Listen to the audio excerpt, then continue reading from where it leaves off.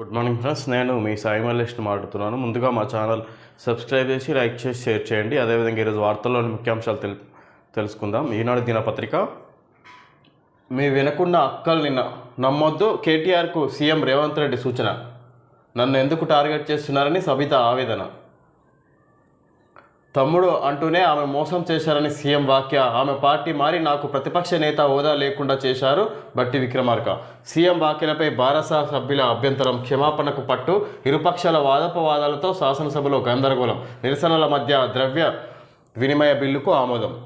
ఇక్కడ మీ వెనుకున్న అక్కల్ని నమ్మొద్దు అన్నట్టుగా ఇక్కడ కేటీఆర్కు సీఎం రేవంత్ రెడ్డి సూచన. నన్ను ఎందుకు టార్గెట్ చేస్తున్నారని సబిత ఆవేదన. ఇక్కడ సబితను ఉద్దేశించి ఇక్కడ సీఎం రేవంత్ రెడ్డి మాట్లాడినట్టుగా ఇక్కడ చెప్పుకోవచ్చు. ఇక్కడ అక్కల్ని నమ్మొద్దు అన్నట్టుగా, ఇక్కడ మీ వెనుకున్న అక్కల్ని నమ్మొద్దు అన్నట్టుగా ఇక్కడ రేవంత్ రెడ్డి కేటీఆర్కు సీఎం రేవంత్ రెడ్డి సూచన అన్నట్టుగా చెప్పుకోవచ్చు. తమ్ముడు అంటూనే ఆమె మోసం చేశారని సీఎం వ్యాఖ్య.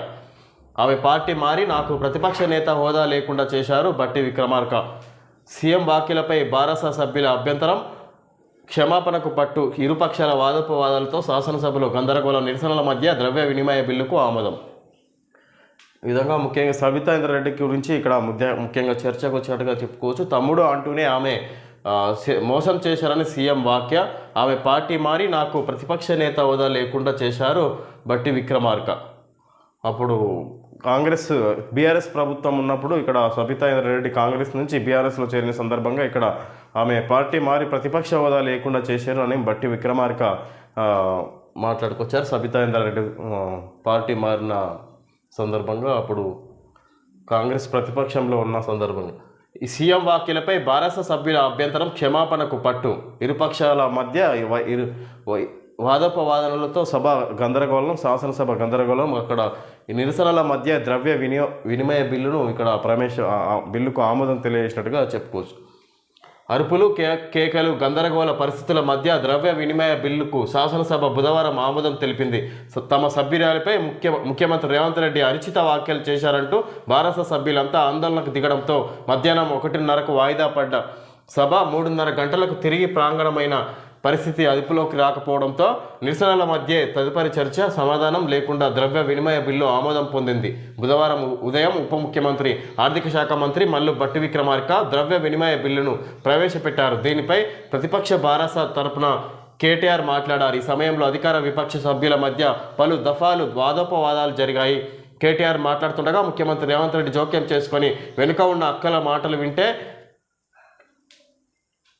విధంగా ఇక్కడ సభ ఇరుపక్షాల మధ్య వాదోపవాదనల చర్చల మధ్య ఇక్కడ ద్రవ్య వినిమయ బిల్లు ఆమోదం ఇచ్చినట్టుగా తెలుసుకోవచ్చు. ఇక్కడ వివిధ అంశాలపై చర్చలు జరిగినట్టుగా తెలుసుకోవచ్చు. ఇక్కడ ముఖ్యంగా సబితా ఇంద్రారెడ్డి కాంగ్రెస్ నుంచి టీఆర్ఎస్లో చేరిన పార్టీ మారిన దానిపై ఇక్కడ ముఖ్యంగా చర్చ జరిగినట్టుగా చెప్పుకోవచ్చు. నన్ను కాంగ్రెస్లోకి రమ్మని ఆమె బారాసాలో చేరారు. నాకు అండగా ఉండాల్సిన సబితక్క వ్యతిరేకంగా ప్రచారం చేశారు. సునీతక్క కోసం ప్రచారానికి వెళ్తే అప్పటి ప్రభుత్వం నాపై కేసులు పెట్టింది. అందుకే అక్కల మాటలు నమ్మి మోసపోయానని సభలో చెప్పా. మీడియాతో ఇష్టాగోష్ఠిలో సీఎం రేవంత్ రెడ్డి. ఇక్కడ నన్ను కాంగ్రెస్లోకి రమ్మని ఆమె బీఆర్ఎస్లో బారాసాలో చేరారన్నట్టుగా ఇక్కడ సబితా ఇంద్రారెడ్డి ఇక్కడ విధంగా సునీతారెడ్డి గురించి సునీతక్క కోసం ఇక్కడ ముఖ్యంగా ఇద్దరి గురించి మాట్లాడినట్టుగా తెలుసుకోవచ్చు. సీఎం రేవంత్ రెడ్డి ఈ విధంగా వాళ్ళు సునీతక్క కోసం ప్రచారానికి వెళ్తే నాపై కేసులు పెట్టింది అన్నట్టుగా ఇక్కడ సునీత గురించి కూడా చెప్పుకొచ్చారు. అక్కడ సంబంధించి అక్కల మాటలు నమ్మి నేను మోసపోయానని కేటీఆర్కి చెప్పా, అంతే తప్ప సభలో వారి పేర్లు కూడా ప్రస్తావించలేదు. సభలో నేను మాట్లాడిన దాంట్లో అన్పార్లమెంటరీ లేదు, ఒక్క మాట కూడా అసభ్యంగా మాట్లాడలేదు. సబితక్కకు కూడా మాట్లాడేందుకు అవకాశం ఇచ్చాం. ఆమె వ్యక్తిగత విషయాలు మాట్లాడినందువల్లే ఆ తర్వాత నేను మిగతాది పూర్తి చేశా అన్నట్టుగా ఇక్కడ వాళ్ళ పేర్లు కూడా నేను ఉద్దేశించి మాట్లాడలేదు, పేర్లు కూడా బయటికి తీయలేదు అన్నట్టుగా ఇక్కడ సీఎం రేవంత్ రెడ్డి మాట్లాడిన దానికి ఈ విధంగా అన్పార్లమెంటరీ సంబంధించి ఒక్క మాట కూడా మాట్లాడలేదు అన్నట్టుగా సీఎం రేవంత్ రెడ్డి వాళ్ళు నిరసన చేస్తున్న దానికి సంబంధించి సీఎం రేవంత్ రెడ్డి మాట్లాడినట్టుగా తెలుసుకోవచ్చు. మహిళలంటే సీఎంకు గౌరవం లేదు, ఆయన వెంటనే క్షమాపణలు చెప్పాలి. సబితా ఇంద్రారెడ్డి డిమాండ్. భావోద్వేగానికి లోనైన మాజీ మంత్రి కాంగ్రెస్ నుంచి తనను మెడపట్టి బయటకు గెంటేశారని వ్యాఖ్య. విధంగా మహిళలంటే సీఎంకు గౌరవం లేదు, ఆయన వెంటనే క్షమాపణలు చెప్పాలన్నట్టుగా సబితా ఇంద్రారెడ్డి సీఎం రేవంత్ రెడ్డిని ఉద్దేశించి మాట్లాడుకొచ్చారు. నన్ను భావోద్వేగానికి లోనైన మాజీ మంత్రి అంటే సబితా ఇంద్రారెడ్డి, అదే ఆమెను మెడపట్టి కాంగ్రెస్ పార్టీలో నుంచి బయటికి గెంటేశారు అన్నట్టుగా ఇక్కడ చెప్పుకొస్తుంది ఇక్కడ సబితా ఇంద్రారెడ్డి.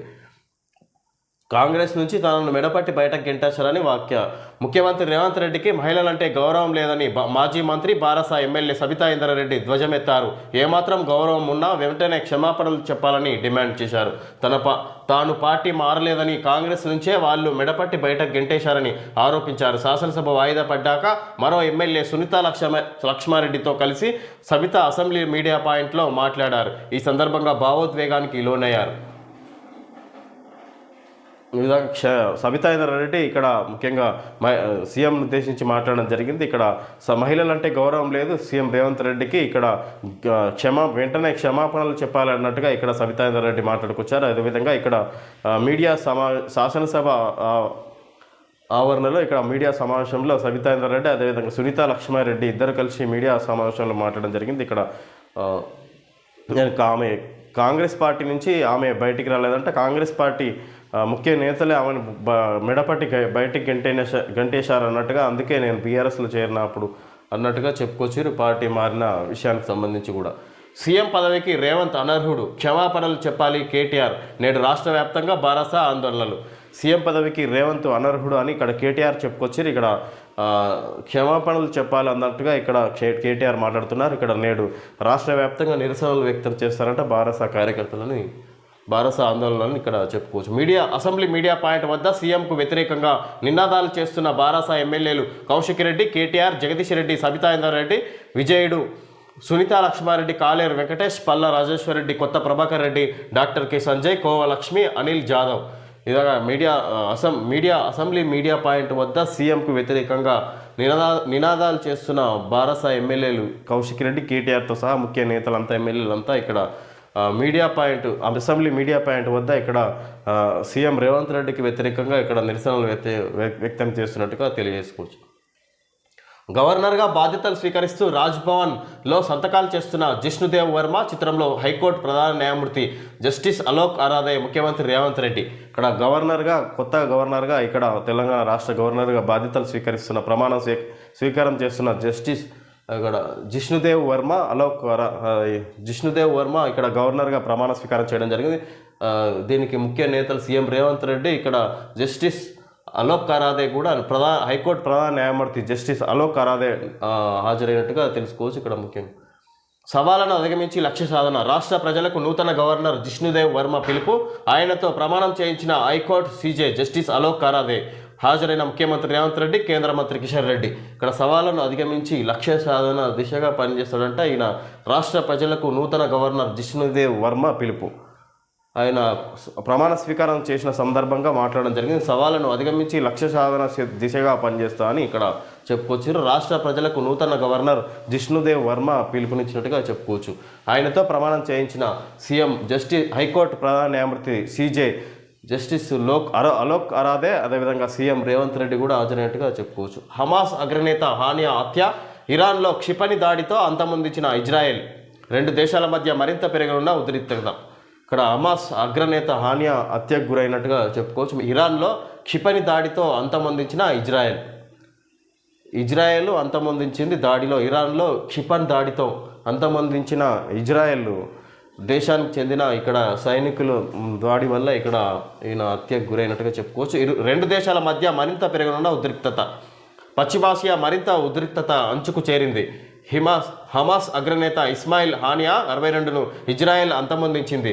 లెబనాన్ రాజధాని బీరుట్లో హెజ్బొల్లా ఉగ్రవాద కమాండర్ షాద్ పాద్ శుక్రే లక్ష్యంగా ఇజ్రాయెల్ దాడులు జరిపిన కొన్ని గంటల వ్యవధిలోనే ఈ దాడి చోటు చేసుకోవడం, దానికి ఇరాన్ వేదిక కావడం చర్చకు తెరతీసింది. ఇప్పుడు ఇరాన్ ఎలా స్పందిస్తుందనే దానిని బట్టి తదుపరి పరిణామాలు చోటు చేసుకోనున్నాయి.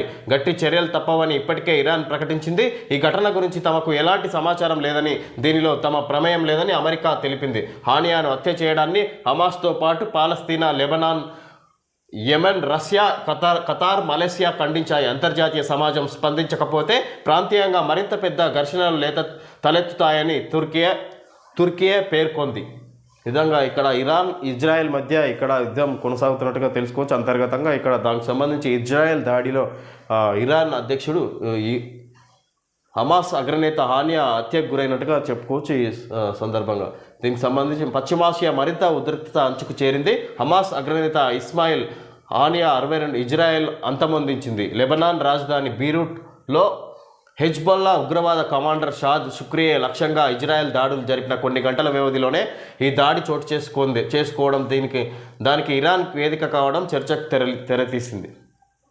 ఇప్పుడు ఇరాన్ ఎలా స్పందిస్తుందనే దానిని బట్టి తదుపరి పరిణామాలు చోటు చేసుకున్నాయి. గట్టి చర్యలు తప్పవని ఇప్పటికే ఇరాన్ ప్రకటించింది. ఈ ఘటన వల్ల ఇక్కడ గట్టి చర్యలు తప్పవని ఇప్పటికే ఇరాన్ ప్రకటించిందంట. ఇక్కడ దీనికోసం ఇక్కడ ఇరాన్ ఎలా స్పందిస్తుందనే దానికోసం ఇక్కడ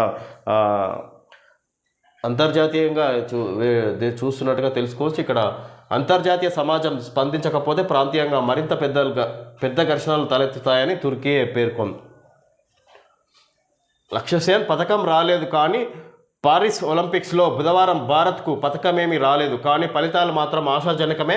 ఇప్పటికే 2 కాంస్యాలు తెచ్చిపెట్టిన షూటింగ్లో మరో పథకం దిశగా అడుగుపడింది. 50 మీటర్ల రైఫిల్ 3 పొజిషన్స్ విభాగంలో స్వప్నిల్ కుషాలే ఫైనల్కు అర్హత సాధించాడు. గురువారం ఆయన పథకం పోరులో తలపడనున్నాడు.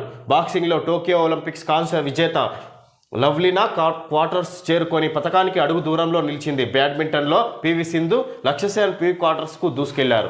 ఈ విధంగా పథకం ఏం రాలేదు కానీ ఇక్కడ పథకాలు ఏం రాకుండా ఆశాజనకంగా ఉన్నట్టుగా చెప్పుకోవచ్చు. ఇక్కడ మొదటి 2 రౌండ్లలో కొంచెం విజయానికి ఫైనల్స్కి చేరుకున్నట్టుగా తెలుసుకోవచ్చు. ఫైనల్కు అర్హత సాధించాడు. ఇక్కడ విభాగం 50 మీటర్ రైఫిల్ 3 పొజిషన్ విభాగంలో స్వప్నిల్ కుషాలే ఫైనల్కు అర్హత సాధించాడు. ఈ విధంగా నిన్న పథకాలు రాకపోయినా మొత్తం మీద కొంచెం ఫైనల్కి చేరుకున్నారు. లవ్లీనా లక్ష్యసేన్ అన్న వాళ్ళు ఇక్కడ ఫైనల్లో తడపడినట్టుగా మన భారత్ తరఫున చెప్పుకోవచ్చు.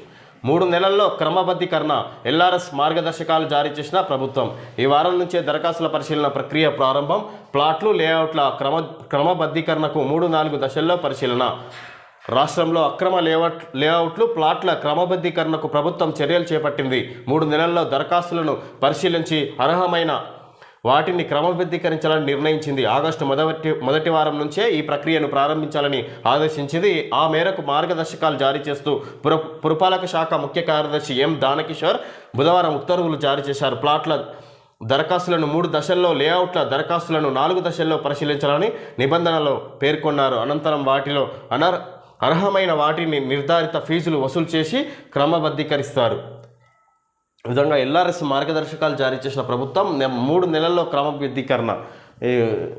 ఈ వారం నుంచే దరఖాస్తుల పరిశీలన ప్రక్రియ ప్రారంభం. ప్లాట్లు లేఅవుట్ల క్రమబద్ధీకరణకు 3-4 దశల్లో పరిశీలన.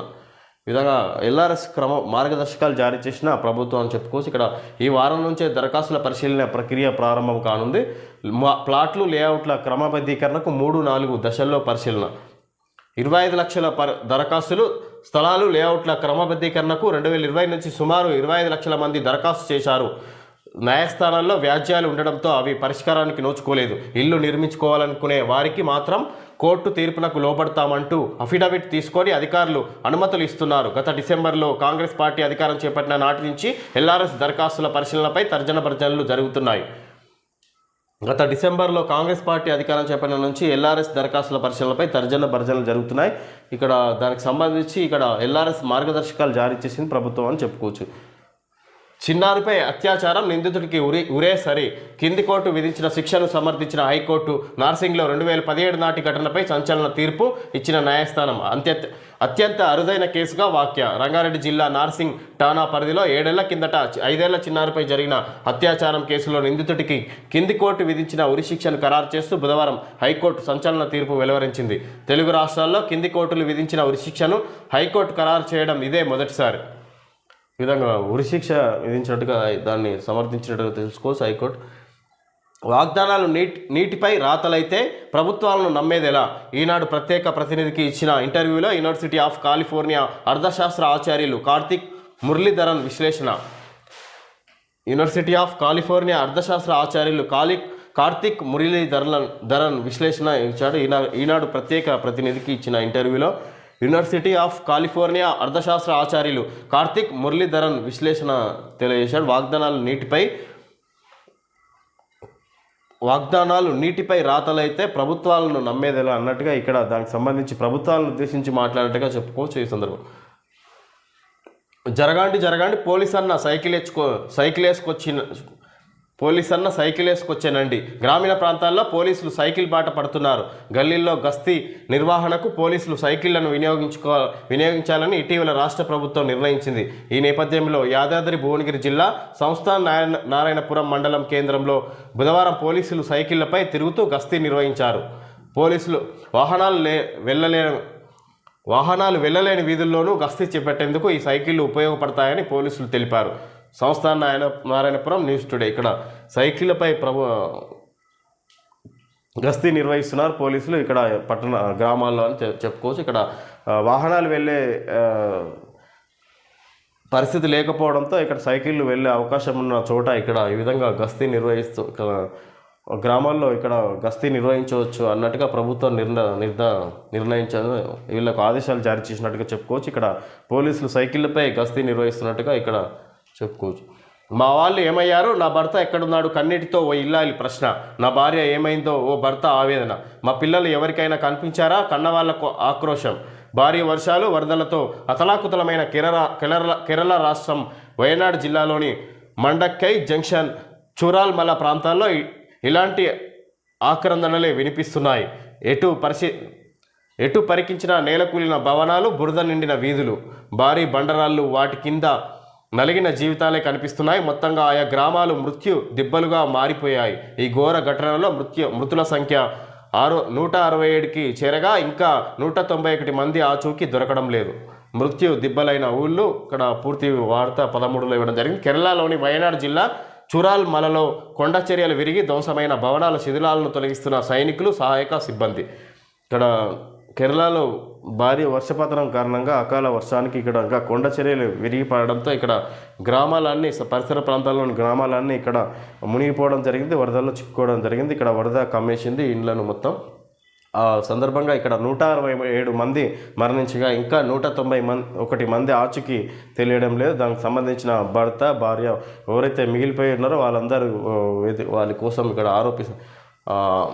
ఆవేదన వ్యక్తం చేస్తున్నట్టుగా తెలుసుకోవచ్చు. కన్నవాళ్ళ ఆక్రోశం అన్నట్టుగా ఇక్కడ వాళ్ళ బాధను తెలియజేసుకుంటున్నారు. వాళ్ళంతా ఎక్కడికి వెళ్ళారు అన్నట్టుగా ఇక్కడ ఈ విధంగా ఘోరం జరిగిందని చెప్పుకోవచ్చు. ఇది సంగతి. ఇక్కడ సివిల్స్ విద్యార్థుల దుర్మరణం, కొండ చర్యలు విరిగి పలువురి మృతి, మాకిరెడ్డి పట్టాల తప్పిన రైళ్లు 2 మృతి. ఈ విధంగా దేశంలో జరిగిన వివిధ సంఘటనల గురించి ఇక్కడ మాకిరెడ్డి ఇవ్వడం జరిగింది. ఈ పాపాలు ఎవరి ఖాతాలో వేయాలి ప్రభు అని అన్నట్టుగా ఇక్కడ యమధర్మరాజును అడుగుతున్నట్టుగా ఇక్కడ తెలుసుకోవచ్చు. ఇక్కడ ఇది సంగతిలో మాకిరెడ్డి ఇవ్వడం జరిగింది. ఓకే ఫ్రెండ్స్, ఈరోజు వార్తల్లోని ముఖ్యాంశాలు తెలియజేయడం జరిగింది. Thank you friends.